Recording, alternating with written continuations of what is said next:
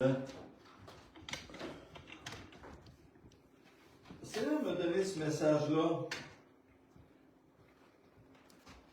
parce que c'est un message, je dirais, qui est essentiel à notre salut.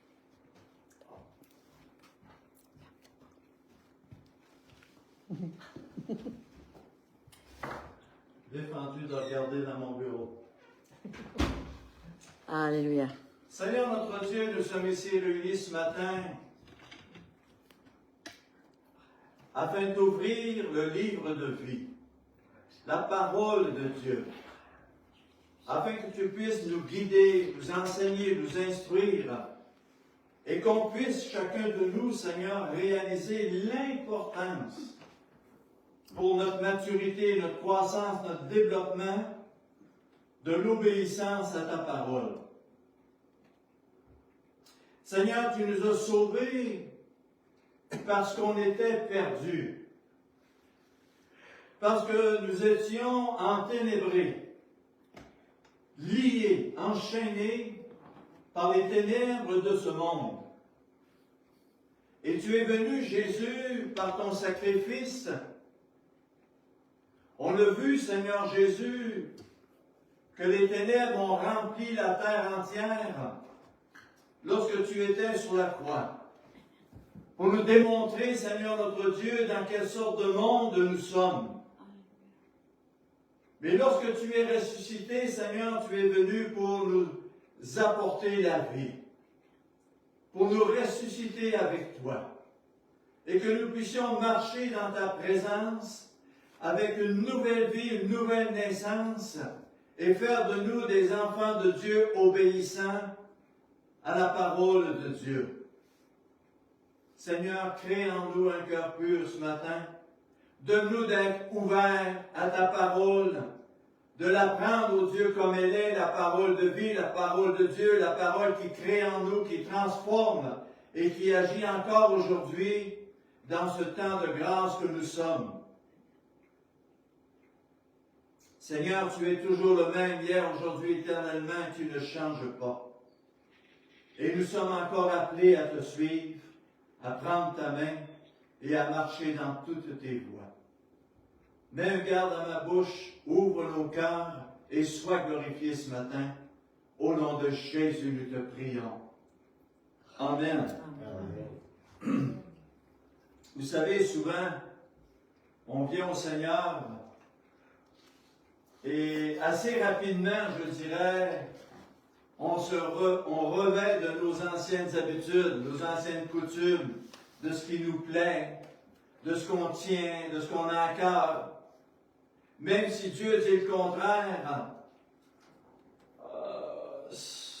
on a une tendance naturelle à revêtir le vieux, à avoir le langage qui déplaît à Dieu, qui ne glorifie pas Dieu, et qui n'est pas un langage de la foi, ou le langage des disciples. Ça nous dit dans Luc 22, au verset 13,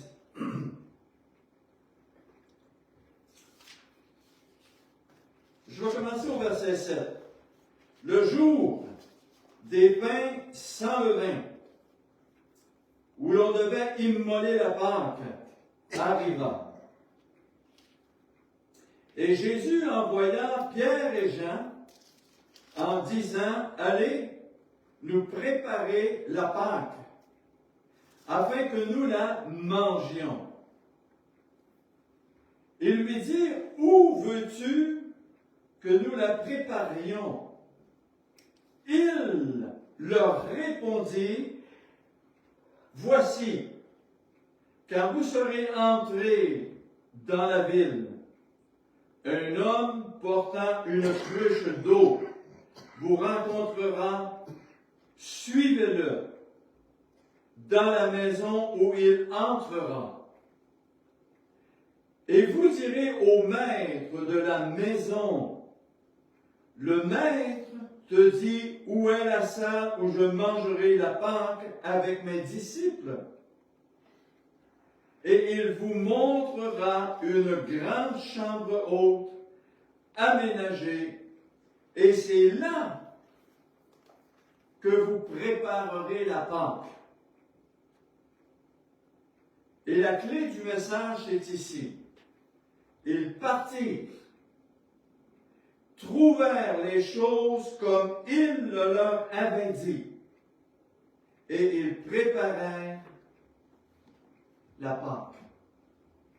Ils trouvèrent les choses exactement comme Jésus, qui sait toutes choses, qui est au-dessus de toutes choses, leur avait dit. Et quand je lis cela, moi, ça m'interpelle tellement de réaliser à quel point mon Jésus, mon Sauveur, mon Seigneur, mon berger, est en contrôle de toutes choses dans le monde entier. Rien ne lui échappe. Il est en parfait contrôle de toute situation, de toute nation, de tous les peuples, de tous les pays. Il est parfaitement en contrôle. Il sait d'avance toutes choses. Et c'est important de voir les Pierre et Jean qui sont allés, et ils ont été là où Jésus les a dit d'aller. Ils ont vu la révélation de Jésus s'accomplir, et ils ont réalisé qu'il était parfaitement au courant de tout ce qui allait se passer, et ils ont préparé la Pâque avant que Jésus aille pour la dernière fois manger avec ses disciples. Et leur dire, faites ceci en mémoire de moi. Ils ont trouvé les choses exactement. Frères et sœurs, que ce soit la Genèse jusqu'à l'Apocalypse, beaucoup de choses se sont accomplies. Et beaucoup de choses s'accomplissent encore sous nos yeux aujourd'hui. Dans le monde entier, dans les nations, dans les cieux, sur la terre et sous la terre. Et il reste encore plusieurs choses à accomplir, mais elles vont s'accomplir parce que Jésus l'a déclaré. Amen. Amen. Faisons-nous partie de ceux et celles qui vont s'attacher à la parole de Dieu, qui vont la proclamer, qu'elle soit logique ou illogique, qu'elle soit compréhensible ou incompréhensible, qu'elle soit spirituelle ou visible, peu importe. Est-ce que je fais partie de ceux qui croient en Jésus-Christ de Nazareth? Dans Luc 21, verset 33, ça nous dit, « Le ciel et la terre passeront, mais mes paroles ne passeront point. » On sait tous ces versets-là, mais est-ce qu'on réalise l'implication d'une telle phrase de la part de Jésus de Nazareth? Chaque parole, chaque verset, chaque prophétie, chaque bénédiction, chaque malédiction, tout ce qu'il a déclaré d'avance pour ceux et celles, pour ceux qui croient et ceux qui ne croient pas, va s'accomplir, que je le croie ou pas. C'est un appel à Jésus pour le monde entier à venir à lui, à s'attacher à ses paroles, à proclamer ses paroles, à mettre en pratique sa révélation, afin d'être béni, sauvé, guéri, racheté et faire partie du royaume de Dieu. Mais si je ne le fais pas, si je ne le crois pas, ce qu'il a déclaré va quand même s'accomplir pour ceux qui ne croient pas et qui ne font pas de Jésus leur Sauveur et leur Seigneur. Le ciel et la terre passeront, et mes paroles ne passeront point. Quelle implication que Jésus déclare en tant que Fils de Dieu, en tant que celui qui a créé toutes choses par sa parole vivante. Il a créé les cieux et la terre, et toute chose a été créée par lui, en lui et pour lui. Alléluia. Le passé, le présent, le futur, chaque personne, chaque être vivant, chaque animal, Dieu va révéler sa volonté au travers de tout. Isaïe 14, au verset 24, ça nous dit, « Éternel des armées l'a juré en disant. Vous savez, si Dieu jure, et il est le seul qui peut jurer, l'homme ne peut pas jurer ni par le ciel ni par la terre parce qu'il ne peut rien changer. Mais Dieu peut jurer, peut déclarer que ce que je dis, je vais le faire, je vais l'accomplir. Peu importe que tu crois ou pas. Peu importe le volume de gens qui croient ou pas. Peu importe, ça ne change rien. L'Éternel des armées l'a juré en disant, oui, ce que j'ai décidé arrivera. Est-ce qu'il nous demande notre opinion? Est-ce qu'il a besoin de notre opinion? Pas du tout. Ce que j'ai résolu s'accomplira. Voyez-vous l'importance que nous avons de connaître la parole de Dieu? C'est une mise en garde, c'est une nourriture, c'est une révélation, c'est un enseignement pour ceux et celles qui s'attachent à lui, qui croient en lui. Au verset 26, ça nous dit, voilà la résolution prise contre toute la terre. Toute nation, tout peuple, tout religieux, toute croyance. Ce que Dieu a déclaré, ce que Dieu a décrété, il va l'accomplir, que tu crois ou pas. Voilà la main étendue sur toutes les nations. Savez-vous c'est quoi le plus grand message répandu sur toute la terre entière depuis 2000 ans? À Golgotha, il y a une croix. Jésus-Christ a été crucifié sur cette croix. Afin que quiconque regarde à lui, s'attache à lui et marche avec lui, puisse recevoir la guérison, la délivrance et la vie éternelle. Alléluia. C'est le message le plus répandu sur toute la terre. Pourtant, Dieu déclare beaucoup d'appelés, mais peu d'élus. Large est le chemin de la perdition, étroit et resserré est le chemin qui mène à la vie éternelle, et il rajoute peu le suivre. Peu le suivre. Proverbe 18, au verset 14, ça nous dit, le conseil et le succès m'appartient. Il ne dit pas ça t'appartient. Ça m'appartient à Dieu. Je suis l'intelligence, la force est à moi. Dieu se rit de l'intelligence des hommes parce qu'elle est folle à ses yeux. Vous savez, je ris tellement, moi, quand j'entends parler des gens qui font des recherches, qui découvrent des terrains, des statues, des archéologues qui découvrent toutes sortes de découvertes, puis qui des morceaux, des nouvelles roches, des nouvelles ci ou ça, puis ils vont leur dire, oh, ils ont 250 millions d'années. On a de la misère à savoir qu'est-ce qui s'est passé hier, puis on va aller attribuer 250 millions d'années à une roche.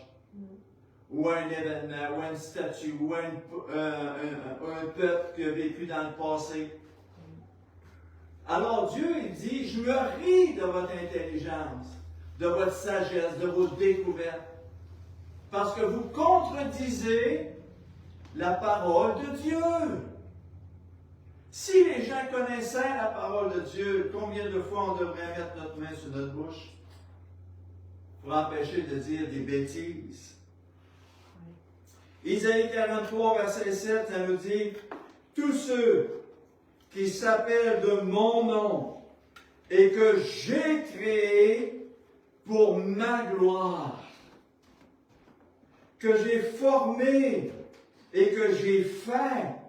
Là, je vais vous dire quelque chose qui va déranger probablement. J'ai déjà prêché là-dessus, mais c'est pas grave. Beaucoup de gens croient que la priorité de Dieu, c'est l'amour. Et ce n'est pas vrai. La priorité, ce n'est pas l'amour. Oui, Dieu est amour, mais ce n'est pas la priorité de Dieu. C'est pas le plus important pour Dieu, l'amour, même si c'est important. La priorité de Dieu, c'est sa gloire. La gloire de Dieu, l'honneur de Dieu, la sainteté de Dieu, la vérité de Dieu, c'est ce qui compte le plus à ses yeux.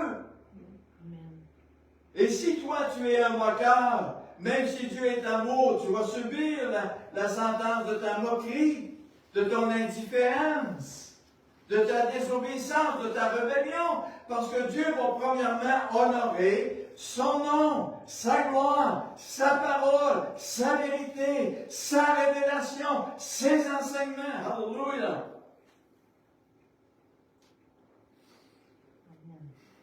Et j'ai créé pour ma gloire. Nous avons été créés pour glorifier Dieu.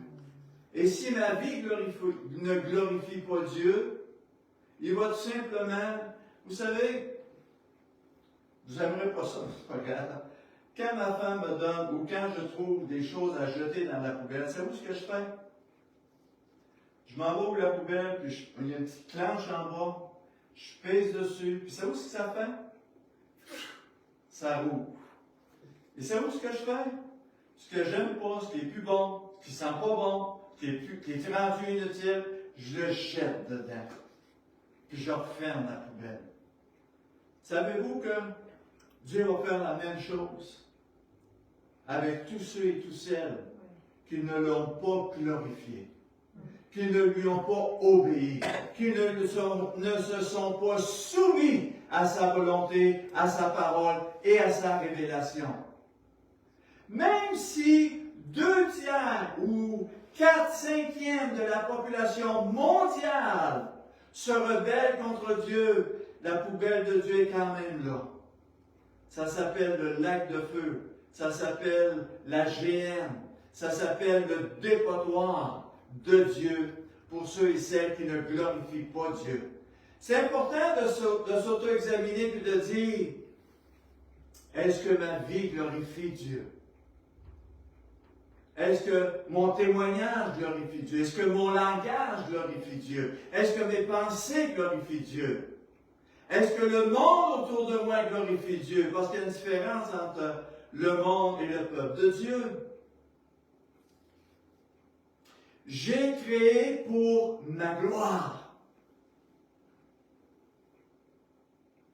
Ésaïe 13 au verset 3, ça nous dit, « Ainsi parle l'Éternel, malheur. »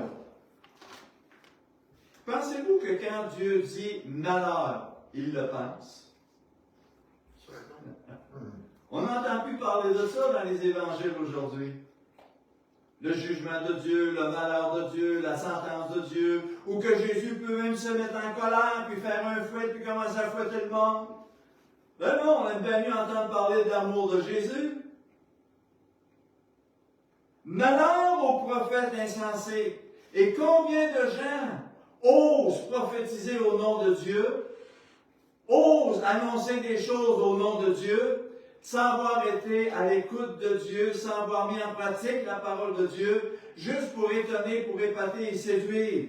Malheur aux prophètes, et Dieu dit, vous êtes des insensés, qui suivent leur propre esprit et qui ne voient rien.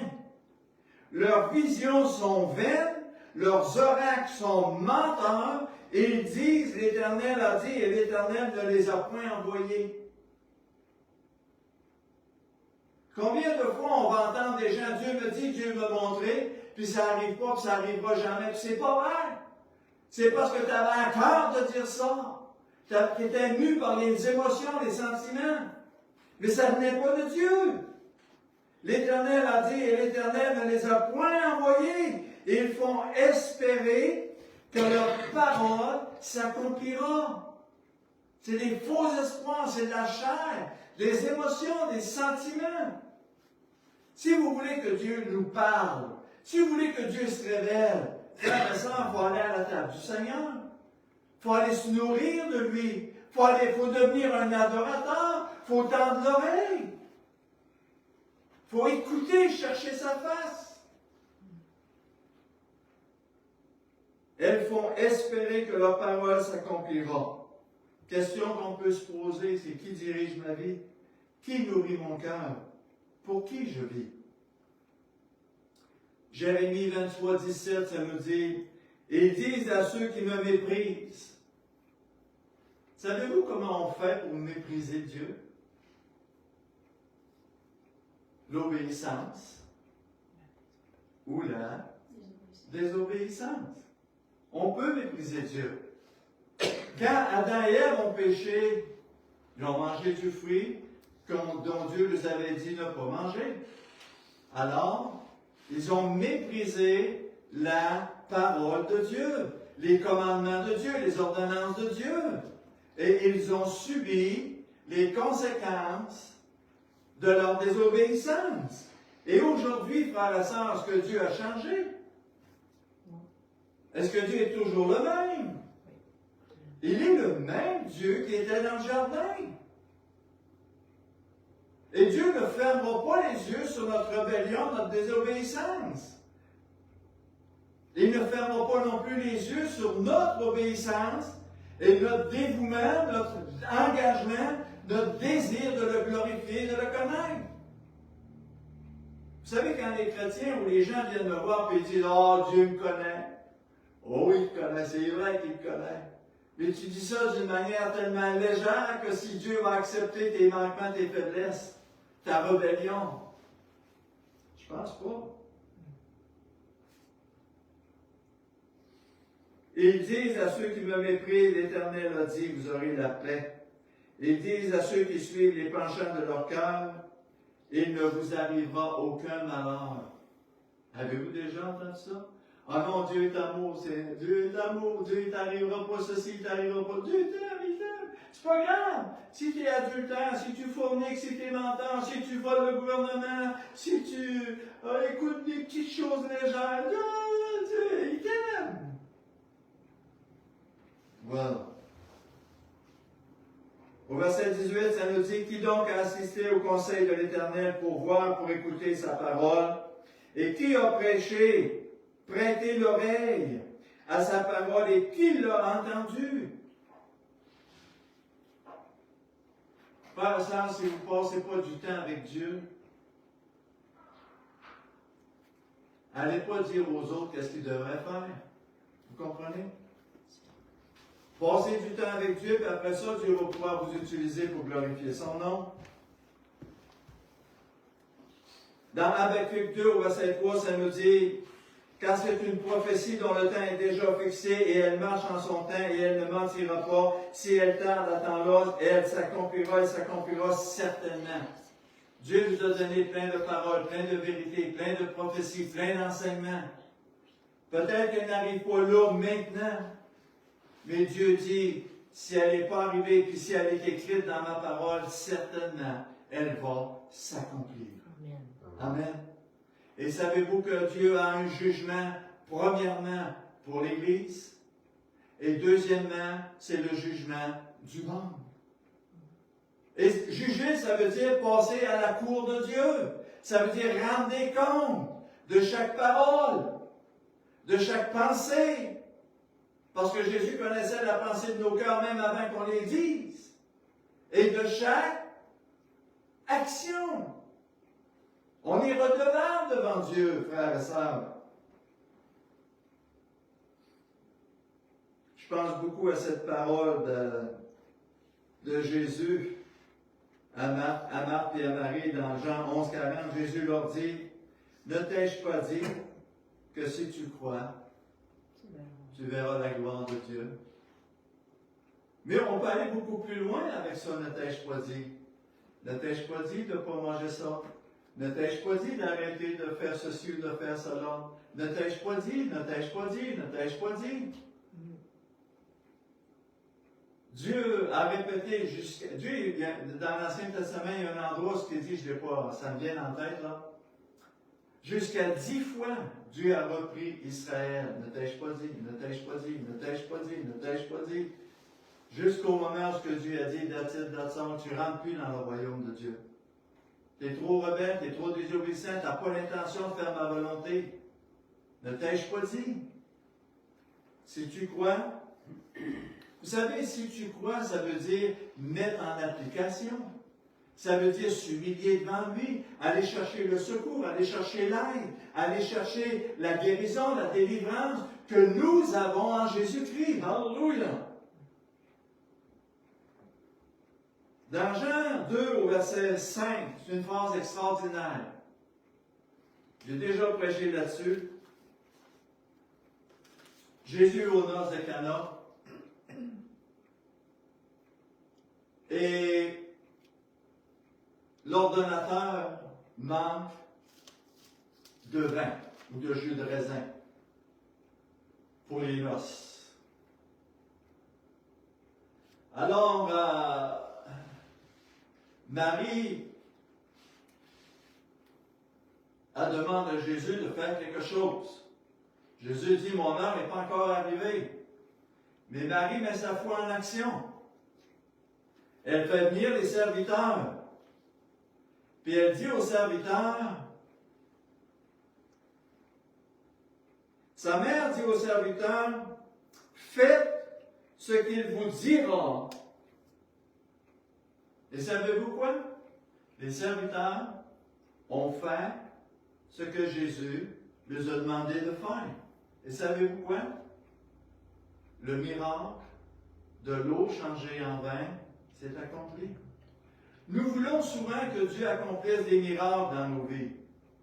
Mais on oublie toutes les attitudes, les pensées, les rébellions, le langage qui déplaît à Dieu. Faisons ce que Dieu nous demande de faire, confessons, repentons-nous, mettons nos efforts pour mettre en pratique la parole de Dieu, et on peut s'attendre à ce que Dieu opère des signes, des miracles et des prodiges au milieu de nous et au travers de nous. Mais comment voulons-nous que Dieu opère, non pas parce qu'il ne peut pas, il est tout-puissant, opère parmi nous, frères et sœurs, si nous sommes rebelles? Si nous n'avons pas l'intention de changer ce qu'il nous demande de changer, si nous n'avons pas l'intention de nous discipliner, si nous n'avons pas l'intention de nous joindre à l'Église, au corps de Christ, si nous n'avons pas l'intention, femmes, soumettez-vous à vos maris. Marie, aimez vos femmes comme Christ a aimé l'Église. Oh, tu pousses fort pas mal là. Voyez-vous, toutes ces petites choses-là, pour Jésus, c'est important, pour qu'il puisse opérer au travers de nous, pour qu'il puisse guérir, restaurer, rétablir. Lorsqu'on va le prier et on va lever les mains, on va être automatiquement agréé de Dieu parce qu'il voit en nous quelqu'un qui a un désir de le glorifier et de me soumettre à sa volonté et à sa parole. Alléluia!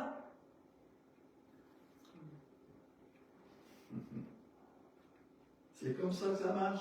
J'aimerais ça vous prêcher autre chose. Oh, vous êtes beau, oh, vous êtes fin, oh, vous êtes aimé, oh, vous êtes précieux, oh, vous avez ça. Ça ne va rien changer dans vos vies, frères et sœurs. Rien. Jean 15 au verset 14, une phrase extraordinaire que Jésus déclare. Vous, regardez pas l'autre, vous, vous êtes mes amis. Alléluia! Je suis un ami de Jésus. Savez-vous qu'est-ce que j'ai, une phrase que j'ai lue ce matin qui me touchait? C'est lorsque Dieu parle à Moïse, il parle au peuple en disant au peuple de Moïse, Moïse, c'est mon ami. Et on se parle de vive voix, comme une relation d'amitié. Alléluia! Et c'est Jésus, c'est ça qu'il veut faire avec nous, frères et sœurs. Il veut qu'on devienne ses amis, ses intimes, ces gens avec qui on va pouvoir s'ouvrir, se décharger, écouter, partager. Vous savez que l'amitié, ça prend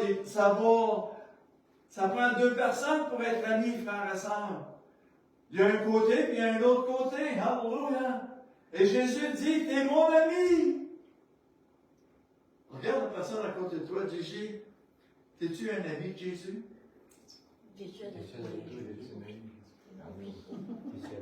Écoutez maintenant la condition pour être ami de Jésus. Là, je viens de péter des ballons, hein? Jésus a dit, vous êtes mes amis si vous faites ce que je vous commande. Avez-vous déjà réalisé qu'il y a 10 commandements et que pour Jésus, la parole de Dieu, c'est son commandement pour ceux et celles qui l'aiment? C'est son commandement. Vous savez, dans Genèse 6 au verset 22, c'est l'histoire de Noé. Ça nous dit que c'est ce que fit Noé. Dieu parle à Noé, Dieu se révèle à Noé, Dieu lui donne à Noé des directives, des plans, des mesures, des grandeurs, des dimensions, des étages à l'extérieur et à l'intérieur, comment colmater, quoi mettre, comment faire les choses comme Dieu. Dieu a tout planifié d'avance, exactement comme la parole de Dieu nous est donnée pour que nous puissions construire quelque chose de solide qui va pouvoir vivre et passer au travers des tempêtes qui s'en viennent. Alléluia! Et Dieu dit à Noé, c'est ce que Noé fit. Il exécuta tout ce que Dieu lui avait ordonné. Si Noé n'avait pas construit comme Dieu lui a demandé de construire, je ne suis pas sûr que Noé aurait pu passer au travers le déluge. Vous savez, frères et sœurs, que la pluie a déjà commencé. La pluie de la fin des temps. Il y a des orages, il y a des tsunamis, il y a des phénomènes extraordinaires qui vont amplifier dans notre temps à nous. Et c'est le temps de faire sûr que la construction que nous avons, elle est conforme à la parole de Dieu. Amen. Savez-vous c'est quoi qui joint l'Église, la bâtisse de Dieu, le corps, parce que Jésus a dit nous sommes des pierres vivantes. Mais qu'est-ce qui joint des pierres ensemble, frères et sœurs? Ce n'est que par le ciment qu'on peut solidifier une bâtisse de pierre en pierre. Amen? Et savez-vous, dans la parole de Dieu, Jésus nous montre comment construire ce ciment-là, qui unit ensemble, pierre à pierre. Et ce ciment-là s'appelle l'amour. Aimez-vous les uns les autres. Mais savez-vous qu'avant d'aimer les uns les autres, Jésus a dit quoi? Aime l'Éternel, ton Dieu, premièrement, de tout ton cœur, de toute ton âme, de toute ta force, de toute ta pensée, parce que de là, tu vas tirer l'amour pour aimer, pour colmater, pour solidifier les frères et les sœurs ensemble. Comprenez-vous cela? C'est tellement important de nous aimer. Noé exécuta tout ce que Dieu lui avait ordonné. Juge 13 au verset 14. Ça nous dit, il est question ici de la naissance de Samson. Et l'ange de l'Éternel, qui est Jésus, quand il est voir Manoah, puis il est voir la femme de Manoah, comment c'est ça? Ça s'appelle quelque chose comme ça. Ça nous dit que l'ange lui a dit, elle ne goûtera, en parlant de la femme du mari, elle ne goûtera aucun produit de la vigne, elle ne boira ni vin, ni liqueur forte, elle ne mangera rien d'impur, elle observera tout ce que je lui ai prescrit pour amener à terme la naissance de Samson. Et Samson, pendant 20 ans, est devenu un juge d'Israël. Et on sait que l'histoire de Samson, il avait une force avec une mâchoire d'âne, il a pu tuer 1000 hommes, 1000 soldats. Il a pu faire écouler les colonnes. Il a pu transporter une porte extraordinaire. Une force incroyable et unique. Mais une femme a réussi. Une femme a réussi où l'armée n'a pas réussi. On l'a brûlé les yeux, on l'a enchaîné et on l'a fait tourner autour d'une veuve pendant des années. Parce qu'il a été séduit par Dalila. Frères et sœurs, quand vous allez être un outil entre les mains de Dieu, ou quand nous sommes un outil entre les mains de Dieu, vous pouvez faire sûr d'une chose, que l'ennemi a des Dalila pour chacun de nous. Il a des séductions pour nous éloigner, pour nous rendre aveugles, pour nous enchaîner et pour nous faire tourner en rond, comme Samson. Alléluia. Êtes-vous avec moi? Luc 5, verset 5, c'est l'histoire de Simon. Simon lui dit, Maître, il a pêché toute la nuit, il est dans sa barque avec ses amis.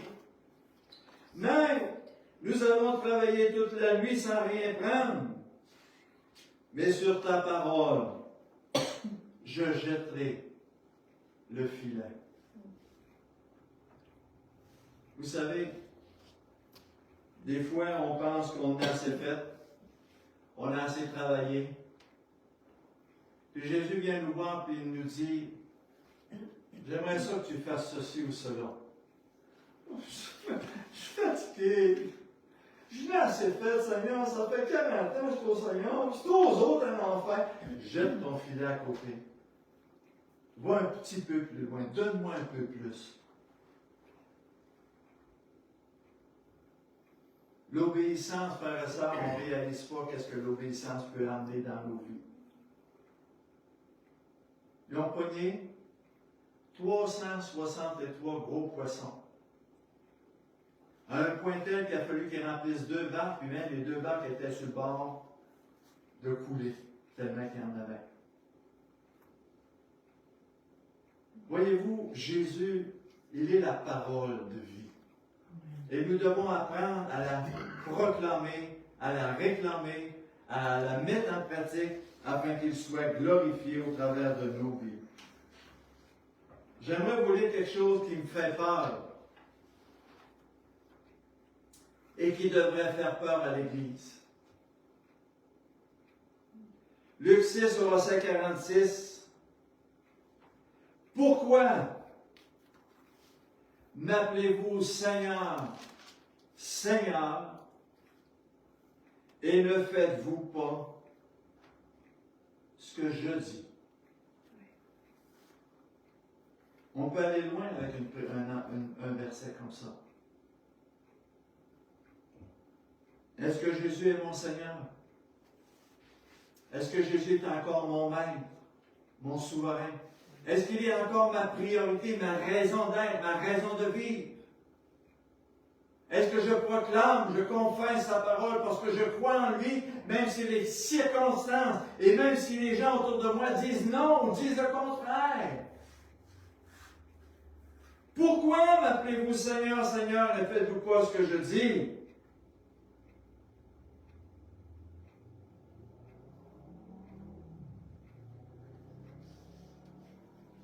Jean 6, 57, ça nous dit, celui qui me mange, en parlant de la parole de Dieu, vivra éternellement. Plusieurs de ses disciples, après l'avoir entendu, dire, cette parole est trop dure. Combien de gens on a prié pour? Combien de gens on a enseigné? Combien de gens on a témoigné de venir à Jésus? c'est ben trop dur. Il va falloir que je change mes habitudes, que je change mes coutumes. Il va falloir que je me lève de bonne heure le dimanche matin ou le mercredi pour aller aux réunions. Il va falloir que je m'habille comme il faut. Il va falloir que j'arrête d'être un punk. Il va falloir que j'arrête de m'écoper. Il va falloir que j'arrête plein de choses. Puis je veux pas.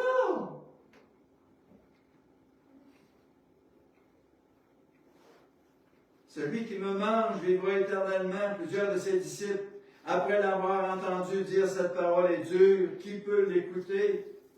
Jésus savait dès le commencement qui étaient ceux qui ne croiraient point et qui était celui qui le livrerait. C'est extraordinaire. Quand je relis cela, ça me dit, Seigneur, je sais très bien que tu me connais plus que je me connais moi-même.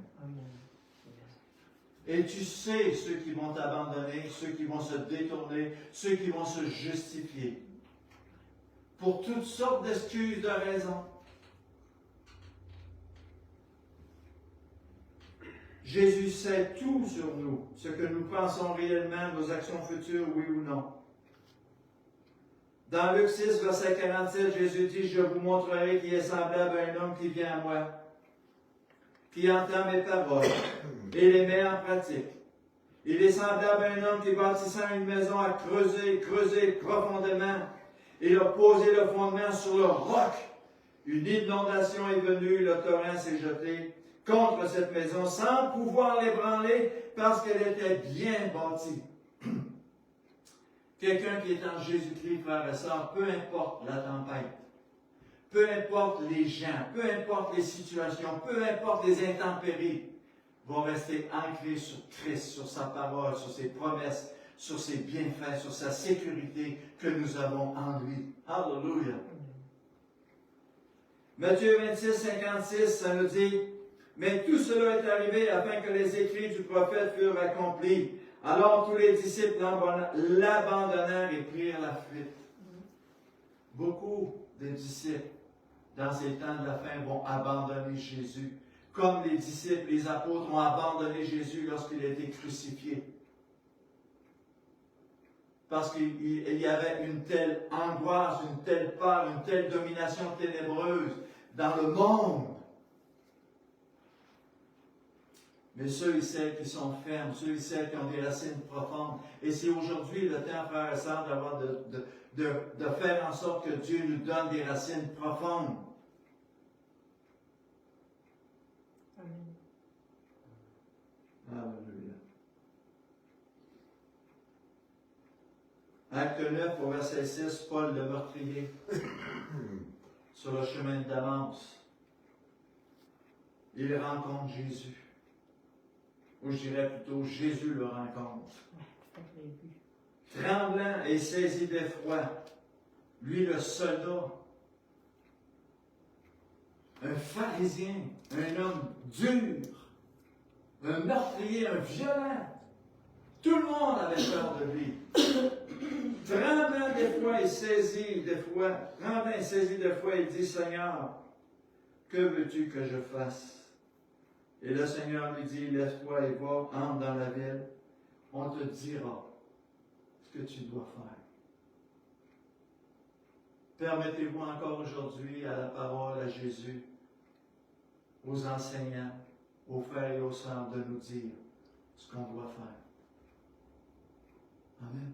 C'est important.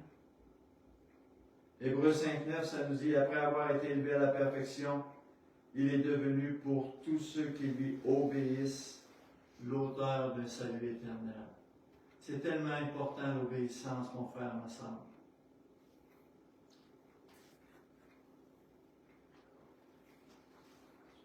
Je pourrais continuer, il y a tellement d'exemples, mais là, le temps passe, vous en avez pas mal reçu déjà.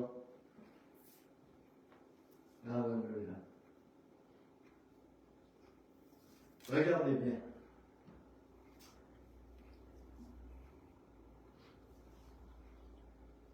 Isaïe 48 au verset 9, ça nous dit, « À cause de mon nom, je suspends ma colère. » Merci Seigneur. Parce qu'il fallait que Dieu nous frappe à toutes les fois qu'on mériterait d'être frappé. À cause de mon nom, je suspends ma colère. À cause de ma gloire, je me contiens envers toi pour ne pas t'exterminer. Moi, je ne sais pas, quand vous lisez ça, là, je dis, oh, ouais. Seigneur, merci. Merci parce que je mériterais bien plus que qu'est-ce que j'ai. Merci de ne pas me frapper autant que je devrais l'être. De ne pas me traiter comme autant je devrais l'être. Mais Dieu ne le fait pas parce qu'il m'aime. Il le fait pour sa gloire. Lorsqu'on comprend cela, on médite cela. À cause de ma gloire, je me contiens envers toi. Parce que le salaire du péché, c'est la mort. Dans Isaïe 48 au verset 11, ça nous dit, c'est pour l'amour. Oh, alléluia! On va continuer. C'est pour l'amour de moi.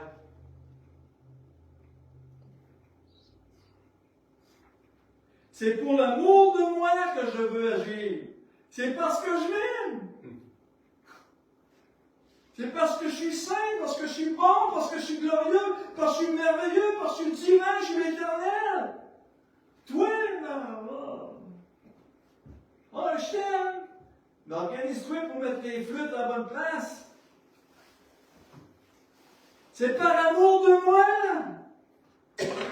que je veux agir. Car comment mon nom serait profané et je ne donnerai pas ma gloire à un autre. Et je termine avec ceci. Isaïe 42, verset 8, ça nous dit, je suis l'Éternel, c'est là mon nom. Et je ne donnerai pas ma gloire à un autre, ni mon honneur aux idoles. Et Jean 17, 24, Jésus a dit, Père, lorsque Jésus fait la prière sacerdotale, afin qu'il voie ma gloire et la gloire que tu m'as donnée. Nous sommes sauvés, frères et sœurs. C'est vrai que nous sommes aimés, mais ce n'est pas la première raison.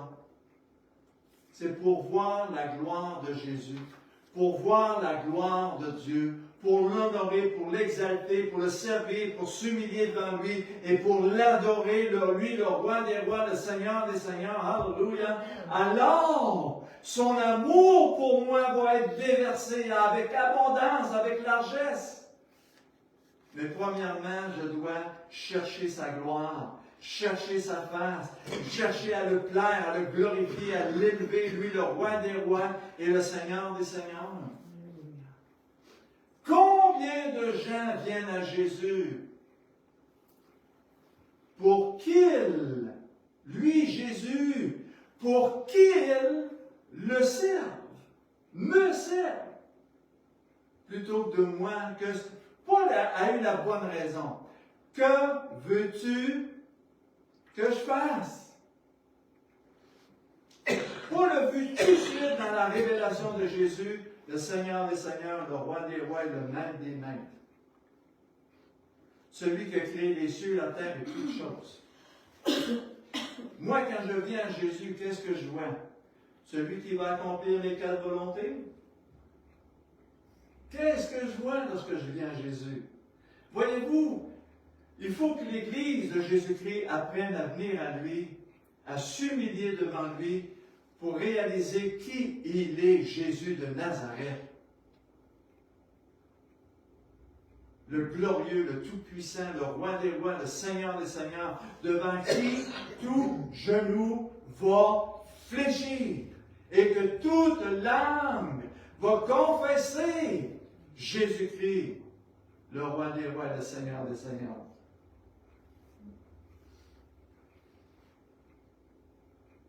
Alléluia.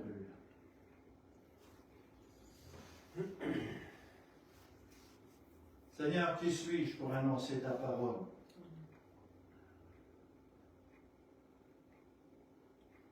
Moi, un homme plein de faiblesses, plein de manquements. Mais Seigneur, je regarde à Jésus.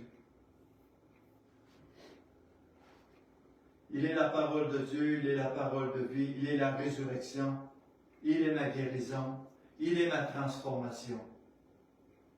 Seigneur, ce matin, nous voulons à tous ici présents et tous les auditeurs apprendre à te connaître, à te servir, à te glorifier. Toi, le roi des rois, le Seigneur des seigneurs, devant qui tout genou va fléchir et que toute langue va confesser. Les démons te connaissent et ils tremblent devant toi, Seigneur, parce qu'ils savent que tu es glorieux et tout-puissant et que rien ne t'est impossible et que tu n'as besoin qu'on te rende compte de personne car tu connais le cœur de tous les disciples, de tous ceux qui te suivent. Tu connais ceux qui vont t'abandonner. Tu connais ceux qui ont de mauvaises raisons de te suivre. Et tu connais aussi ceux qui veulent te glorifier, te chercher et te connaître. Seigneur, ma prière ce matin, c'est qu'il n'est jamais trop tard, Seigneur, pour entrer dans ta présence, pour te chercher, pour te glorifier, pour t'adorer et pour lire et méditer ta parole afin de la mettre en pratique. C'est ma prière ce matin, Seigneur. Non seulement pour ma vie, mais pour chaque auditeur, s'il te plaît. Je te prie de déverser ton onction, ton huile sainte, ton Saint-Esprit qui nous a été donné pour nous aider à marcher dans tes voies. Et Seigneur, peut-être qu'il y a des gens qui écoutent, qui ont besoin d'un miracle, qui ont besoin d'une guérison. Je t'en supplie, Seigneur, touche-les, relève-les, fais-leur du bien, et qu'ils puissent te glorifier et te servir. Au nom de Jésus, nous prions. Amen. Alléluia. Que Dieu vous bénisse abondamment. Merci de votre fidélité. Merci à vous, pasteur. Merci. Bonne journée.